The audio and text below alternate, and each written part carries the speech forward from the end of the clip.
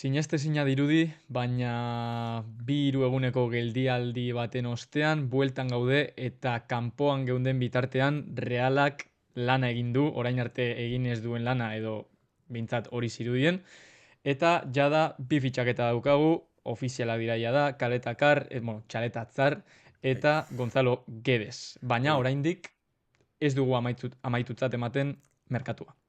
hori da, bigarren hastia jarraian fitxaketa bat izaten, gisa da aurreko hastian, asmaketa ingenula ez, kaleta kar esaten, eta ontxe jakin dugu txaleta tzar dela, TIxa eta TZ-arekin jarriko dugu guk behintzat, eta bai, Gonzalo Guedes, realera, egisa esan da, ez da asko esaterik, baina fitxaketa niri behintzat ilusio handia egiten dian fitxaketa. Bai, eta hemen ikusten da, ez dakit Erik Bretosen politika hau izango den edo ez, baina pixka bat Realak aurten behintzat, aurten udan aldatu egin duela orain arte izan duen mentalitatea ez. Orain arte jokalari gazteak fitxatu dira, proiekzio handikoak, oraindik ez dutenak ziurtasunik ematen errendimenduan, eta orain beste profil batengan eginda apustua, bai defentsan eta bai aurreko marra edo lerro horretan, ez? Gonzalo Guedesen inguruan atzo heldu zen Donostira eta jada gaur ja entrenatzen hasi da taldearekin, Txaletatzarekin batera. 6 milioi izango dira guztira eta jakin dugunez bere soldata nahiko jaitsi du Realan jolasteko eta horrek esan nahi du etorri nahi zuela. Hori da, Mateo Moreto Katzo aipatu zuan Dazoneko programa horretan, merkatuko programa horretan, beste zenbait talde bere atzetik, zirela ez, alde batetik Villarreal, Betis, Besiktas ere hor zegoen, baina jokalariak Donostira torri nahi zuan, eta hemen daukagu.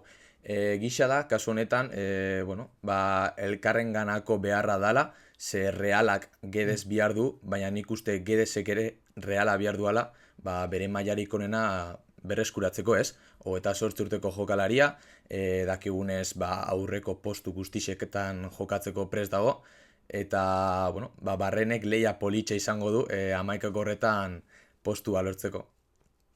Bai, normalean presentazioak egiten direnean fitxaketenak egiten diren elkarrizketak oso generikoak izaten dira eta ez da gauzan dirik esaten, baina atzo Gedesen hitzak entzun nituen eta nahiko gustatu zitzaidan ze Sergio Franciscorekin hitz egin du eta jada badaki zer nahi duen entrenatzaileak berarengan. Ikusten da ligara itzuli nahi zuela ze hemen benetan eroso sentitu zen bai Bai. Valentzian eta bai Villarrealen eta gainera aipatu zuen Ingalaterran ez zela gehiegi adaptatu. Eta hori gustatu zitzaidan, ze azkenean berak ere urrengo urtean mundiala dauka urretik, ez Bai. dakigu joango den edo ez, baina bertan egon nahi du eta hori behintzat plus bat da errendimendua ematerako orduan, ez? Bai, egisa da azkenengo urtietan utzita ibili dela, ez? Bai, Benfican, Villarrealen, gero bere azkenengo etapa Wolvesen ez da onena izan, baina Villarrealek bere bigarren utzipen hori nahi zuan, orduan, horrek ere pistaren bat ematen digu, benetan, ondo adaptauta dagoan jokalari bat dela Espainiako ligan, eta bere ibilbidearen nebodozu gainetik aipatziarren, amase amazazpi eta hogeita bi urtietan, Valentzian egon da, bertan kopa bat irabazi zuan, orduan, badaukagu Espainiako kopa bat, errege kopa bat irabazi duan beste jokalari bat taldian, eta gero Valentziak 40 milioien gatik erosi zuan, orduan. Behintzat, Guedes horren 180 bat ikusten badugu realian, nik uste nahikoa izango litzatekela. Claro, eske hori da garrantzitsuena, ez? Nik uste dut realak behar duen profil hori Gedez badela, ze azkenean bi bandatan jokatu dezake, puntan ere bai, Reala orain 4-3-3 bat probatzen ari da eta gero 4-4-2 bat Bai. erronboan ere, orduan bi eskema horietan sartu daiteke eta gainera taldean ez daukagun zerbait emango digu, vertikaltasuna, Realari orain arte falta izan zaiona, baina, claro, ez dakigu 40 milioi euro balio zituen Gedez hori den. Segurazki ez da izango berdina, euneko eunean, baina jokalari horretara hurbiltzen bada eta behintzat zenbakiak egiten baditu, ze gola badauka, Bai.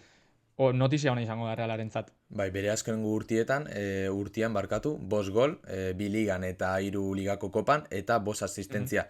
Egia da, 29 partida jokatu dituela, 1200 minutu, baina ezke partida horietatik 10 bakarrik, izan dira lehenengo 11kakoan.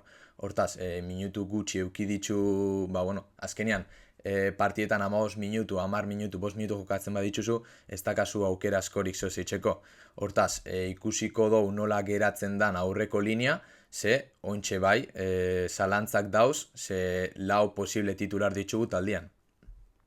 Bai, hemen, claro, zalantzak sortzen dira, ze jokalari batzu daude irten egin behar direnak, bai ala bai, ez? Sadik eta Carlos Fernández kanpoan jartzen ditugu jada, Sergio Gómezek aurreko lerroan jokatu zuen pasaden urtean, baina nik uste dut atzekoan Bai, ikusiko aurten dugula atzean. oraingoan. Gero Becker dago, Beckerrek ere hanka terdi esango nuke Realetik kanpo du, eta dirudienez Arabia Saudita da bere helmuga.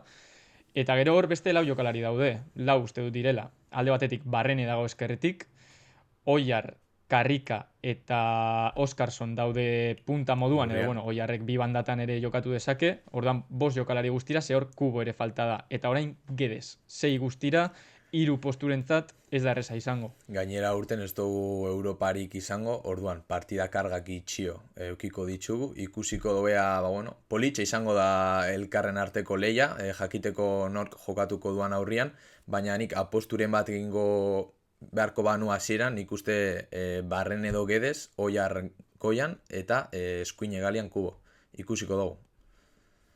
Nik uste dut interesgarri izango litzatekela ere lau bi bat bandekin, ez erronboan. Hau da, Guedes alde batetik edo Barrene, bestetik kubo, eta goian horri Eta bi pivote. eta Oiarzabal. Ze gainera, ikusten dugu horri konfiantzarekin dagoela, Bai. Realak plan bat daukala berarekin fizikoki ere ondo heltzeko ligara, entrenatzaileak jada ondo ezagutzen dio eta badakin arte eman alduen, eta hori gustatu zait orain arte. Claro, erasoan jokalari asko daude, defentsan ere fitxatu dugu, baina oraindik taldea ez dago amaituta, ze bat irteerak eman behar dira, eta Hori da. bi, oraindik zelai erdiko fitxaketa hori falta da, ze entrenatzaileak esan zuen profil agresibo bat behar dela, eta hor jokalari bat falta da. Atzo adibidez Eki Fernandezek ustot txartel gorrixa ikusi zuela azkenengo minututan gainera bankillotik, orduan jokalari bero hori hor dakago, ikusiko dugu nola jongo da aurrera Ekiren kontua, ze jada hilabete bat pasa da Fabrizio Romanok azkenengo albiste hori atera zunetik. Orduan, lehenengo bi fitxaketak egin dira, bi aste falta dira lehenengo partida iristeko, ikusiko nola doan, baina beste aukeraren bat dagoela ere irakurri dut hortik, Xon. Bai, nik nire porra hola botatzekotan, esango nuke erdilariaren, zelaierdiko jokalariaren fitxaketarekin Realak itxitzat emango dula merkatua, baina ez dakigu nor izango den, ez? Ekiren gandik asko eskatzen dute eta ez dakit Reala prest dagoen inbertsio hori egiteko, asko esaten dugunean, 25 milioi baino gehiago da, eta hori benetan zifra garantzitsua da, ze Realak orain arte inbertsio handiena egin duena Sadik izan da eta gaizki atera da. Gainera, orduan ez dakit. Bai, gainera, epe luzeko inbertsioa ez litzateke izango, ez? Ze jokalari egina dago, osatuta dago, orduan, momentuko errendimendu emateko jokalari izango litzateke, eta badakigu Realak inbertsioak epe luzerako itzen dituela. Hori da, eta hor, beste izen bat sartzen dut, zelai erdian, Twitterretik irakurri dudana, eta benetan opzio nahiko, aukera nahiko interesgarria iruditzen zaidana, Guido Rodríguez da. West Hamen ez du maila ona eman edo ez du nahi beste jokatu, orduan irteera baten bilari da bai bera eta bai kluba, 31 urte ditu eta profil veterano horren barnean sartzen dugu, ez? Guido bezalako jokalari bat, gaina esperientzia dauka ligan, premierren, nik uste dut benetan gorrotxaren alboan ikusi dezakegun jokalari bat dela, eta ez dakit Reala beraren atzetik dabilen edo beraren gana joango den negoziatzera, baina opzio interesgarri bat iruditzen zait. Momentu honetan, denbora aldiko edo, udako merkatuko honetan notaren bat jarri beharko bazenu, zein izango litzateke? Nik uste dut, bi fitxaketa interesgarri direla orain arte egindakoak, profila ere antzekoa da, ze orain arte azkeneko urteetan ez dute maila ona eman, baina oraindik berreskuratu dezakete batez ere adinaren gatik, ez? 28 urte da euskate biak.